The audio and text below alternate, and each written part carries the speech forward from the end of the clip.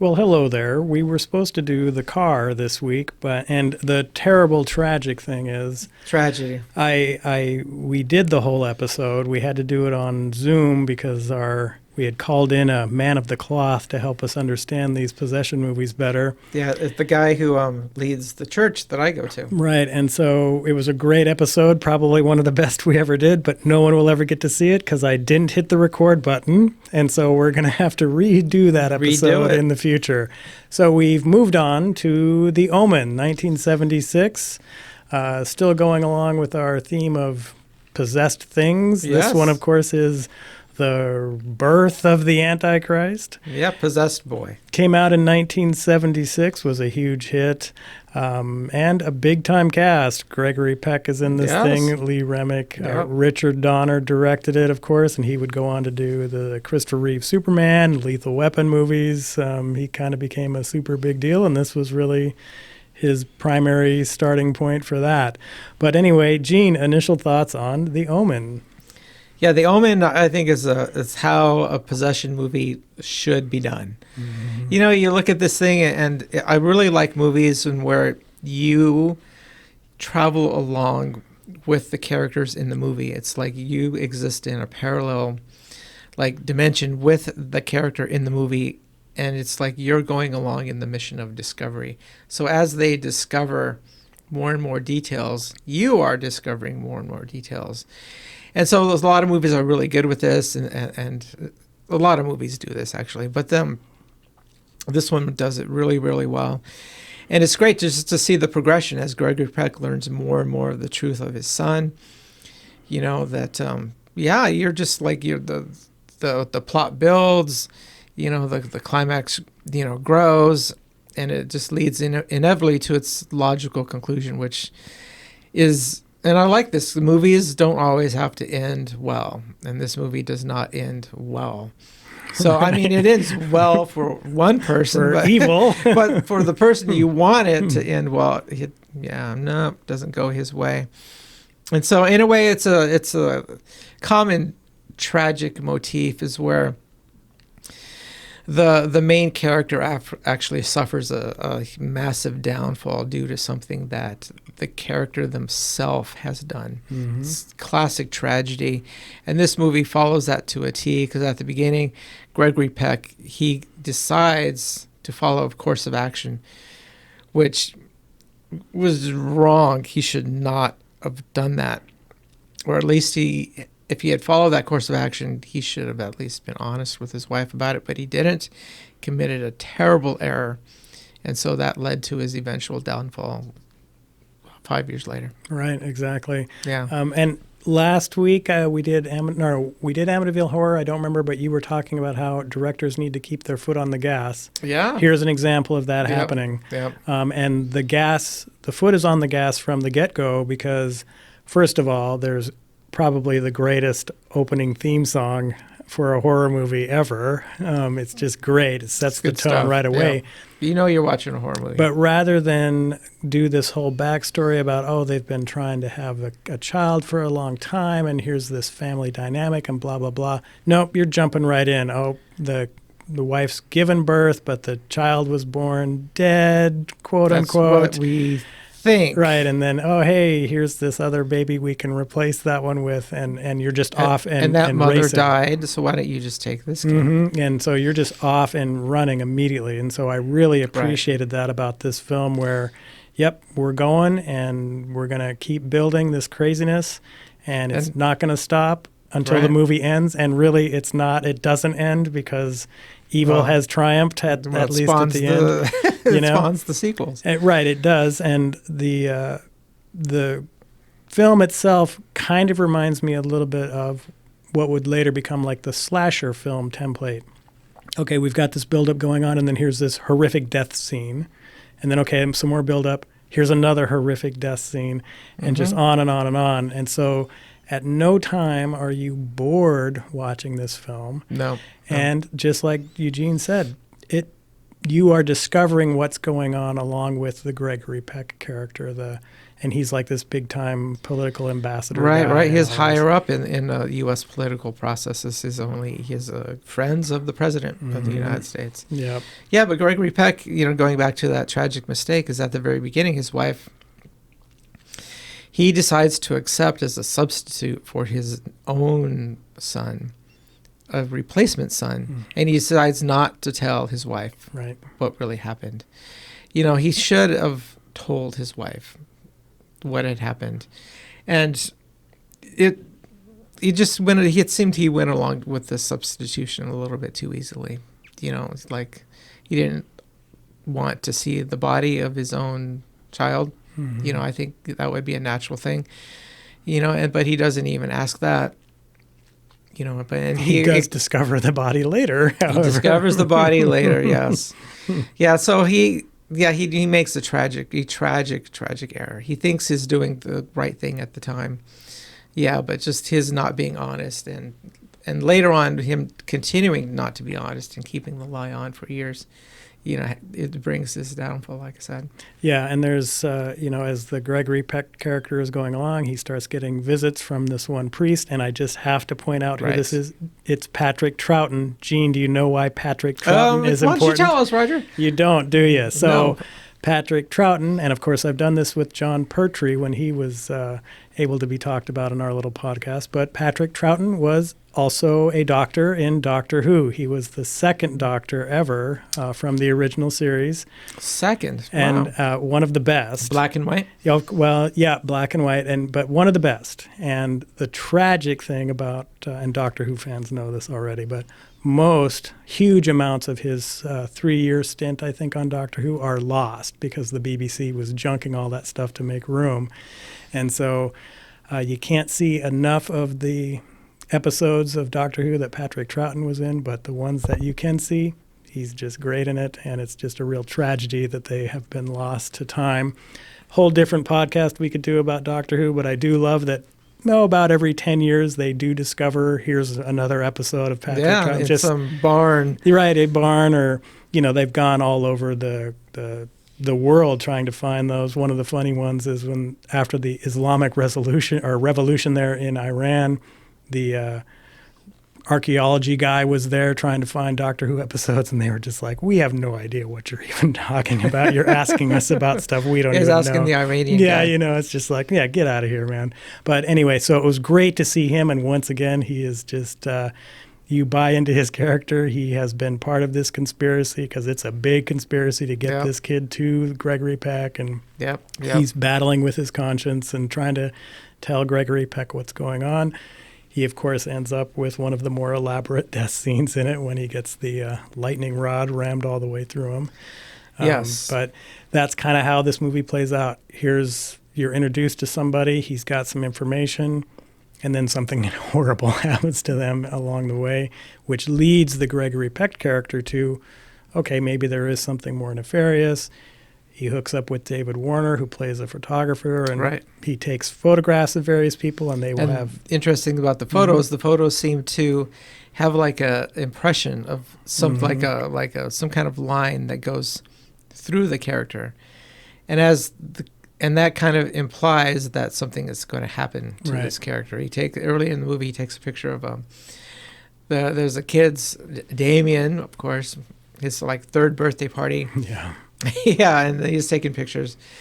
And one of the nannies, just kind of out of the blue, she hangs herself in front of everybody, which is a little impossible. Like, how would she get a rope up there and do it so quickly?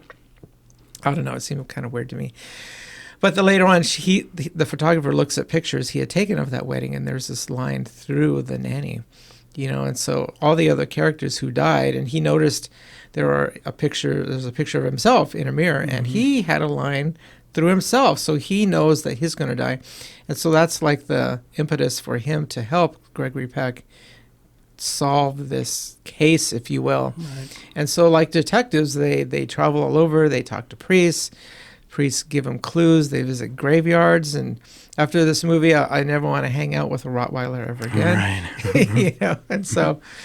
yeah, it's interesting. So the Damien was born of a not human. Jackal. A jackal. Yeah. No, was it a jackal or was it was it a jackal? Mm-hmm. I thought it was a donkey. No, it was a jackal. Jackal. That was the whole point. So they discover the original Gregory Peck son that they have purposely killed. They crushed his skull, and then they discover the grave of the mother. Damien's actual mother, which is a jackal. Which is an animal. Yeah. Yeah. And so that was great. Gene, did you recognize the nanny at the beginning who hung herself? Do you know who that is? Did not recognize That's him. Holly Palance, who is Jack Palance's daughter. Okay. Yeah. All right. We know Jack Palance. Okay. Right. Well, of course. He's in a number of horror-related films, and Yes. so it was nice to see her. And, of course, she announces to the whole crowd, "Damien, it's all for you." You know, Yeah, here's and a then nice she jumps happy off the birthday building. for you. Right. Right. Right. But that was making the way for the actual demonic, evil nanny to show up, played by Billy Right. Whitelaw. Right. So- Right. And then the demonic nanny comes and does demonic things and brings another dog, Rottweiler into yeah, the house, and that Rottweiler. acts as like a guard dog Yeah. for Damien. And it's a 1970s movie, so the feel of it, and one of the things about recent horror movies is they really like to oversaturate colors and things like that. The color palette here is really muted, which Very just dark. which just adds to the overall unease of this film. The graveyard sequence when they are discovering what's really going on with this Damien child is super atmospheric, really Yeah. nicely shot. Yeah, a lot of wind, a lot of leaves. Yeah, it's a good film. I love the sequence where the mother takes Damien to the zoo and the baboons are freaking out Yeah, because they baboons know. freak out. The giraffes just run away. They know Yeah. what they're dealing with here, but they can tell, but the humans can't. And Right. so it's just overall a really fun to movie. notice that as well, I noticed that this movie seemed to have a lot of symbolism with doors. There was a lot of movement through rooms and a lot of opening and closing of doors. So, doors, what does a door symbolize? It's a separation, between what's on the inside and what's on the outside. So clearly, I think they're bringing up the point of, there's, if there's a God, then that means there has to be a counterbalance, the devil. And this movie definitely explores that there is a good, a light, but there is a darkness as well. So I think this movie is the opening of the door between those worlds, and those worlds are merging, and it's attempted by the darkness to squelch the light. Mm-hmm. And in this particular film, the darkness is well on his way to doing The darkness that, is well on he its kind of way. wins on this one because the end of the film is, it appears Damien has been given to the President of the United States to take care of. Exactly. And so he's all smiling at the end. Yeah, after the death of his father, Gregory Peck. Yeah.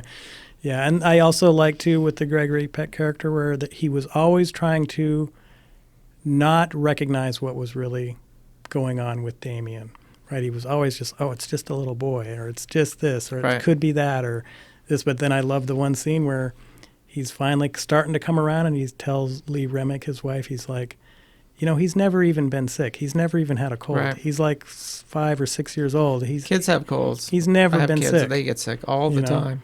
And she's just like, well, we're just lucky or whatever. No, just you're fortunate, not just lucky. And it's like, no, this never happens, Yeah, well, Dad does want to be protective, and the final clue is that Damien will have the mark of the beast, 666, on his body. And first, when he's told this by the priest, he denies it, and he says, well, I've bathed him. I've never seen that. So he tells him, well, it's under his hair. So while the kid's Damien's sleeping, he goes over and with scissors, he cuts off a lock of his hair.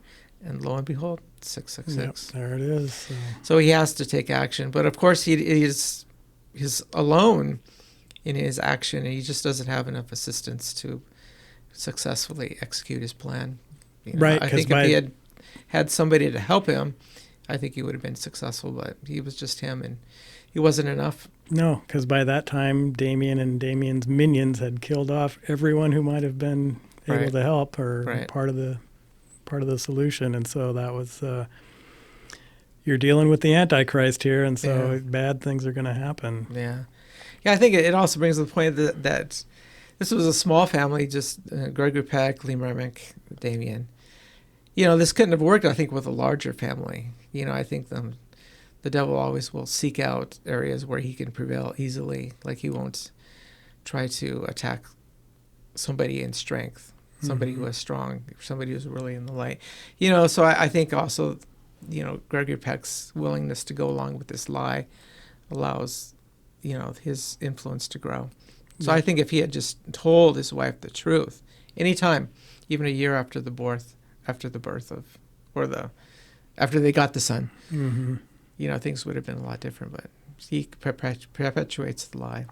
Yep, you just can never win with that. I mean, we saw that in The Witch, where there was a lot of lying going on there. And it just never worked out good for Never works out. So there was 2 sequels to this one, Damien Omen 2, and then which is so bloody. There's a person dying every 5 minutes in that movie. And I'm glad Eugene brought that up because I am okay with the Damien Omen 2. I don't really like the Final Conflict one. There was one good sequence in Final Conflict where that dude gets cut in half by the snapped elevator cable. But otherwise... Well, in this movie, there's a decapitation. Yeah, oh yeah, no, this one is a total win all the way around. Omen 2 is good. He's, I think, 13 in that one. And he's at military school. And there's a lot of dying. There's a lot of terrible things happening in that one. I remember in that movie, there's one scene where this guy gets mangled or impaled between 2 railroad cars. Mm-hmm. Yeah. It's like, what in the world? Who thinks of these things? And then the crow or the raven pecking out that one lady's eyes, and then she wanders into the street to get struck by that semi. Oh, I missed that. How could I not remember that? Oh, my God. I was probably watching it. When I was a kid, I saw a lot of movies at drive-ins. Yeah. Probably saw it at drive-in. And then there was a 4th one, which had nothing really to do with the main continuity here. And then there was a unfortunate remake. And I don't remember when the remake came out, but it was within the last 8 years, and nobody cared. Yeah, I mean, just watch the original. Yep, the original. I mean, sometimes movies just don't need a remake. Omen, I think, is in that category. If you want to do more Omen movies, just keep going down the timeline and have another one. Right. It brings me... This is a little off topic, but talking about remakes that don't need to be made, I think somebody a few years ago tried to remake Ben-Hur. And it's like, are you kidding me? What is wrong with you? It's just watch the original, which is epic and awesome. You cannot improve on that. Well, and you just can't. The problem I have with remaking movies of that stature, where if you're looking at a crowd of 1,000 people in the original or either version of the Ben-Hur, the silent one or the Charlton Heston one, no, that's really 1,000 people there. Yeah. They're really racing those carts around and stuff like this. And the remake just from a few years ago, it's all CGI and it's just all garbage and garbage. Yeah, let movies just sit that don't need to be remade. And this one's, I think, one of those. Yeah, it didn't need a remake on any level. The original's good. I hadn't watched it in a good long time, and I just put it on for the heck of it. Maybe we'll do this because we're kind of on this everything's possessed track right now. Yeah. And I was like, we need to do this one because it's a good one. If you have never seen it before, do it because it's worth your time for sure. And even after listening to this, it's still good. Yeah, and we gave it all away. The foot on the gas idea that we like, it's foot on the gas the whole movie and just well shot, really fun to watch, and can't recommend it enough, I guess. We're going to try to do The Car next. We'll see. And then we're going to have Scott Eggleston, director, back with us for our 50th episode. So we're going to make it kind of a big deal, but we'll be doing Videodrome for that one. Nice. And then we're also going to fit the others in at some point as well. Probably after that. So we'll have some other guests for that. Right. We're going to do some guests. Yeah, we're kind of on the track now of some guests pretty regularly for the next few episodes. But that's okay. Based on what I saw from our attempt at doing The Car, Shane, our guest, is super awesome. So it's cool. Just wish I could have hit the record button on that one. But Gene, anything else, or are we out? I think we're out. I gotta go pick up my kid. Yeah, but that's great. Watch the movie; it's great. All right, we'll catch you next week. Bye. Bye.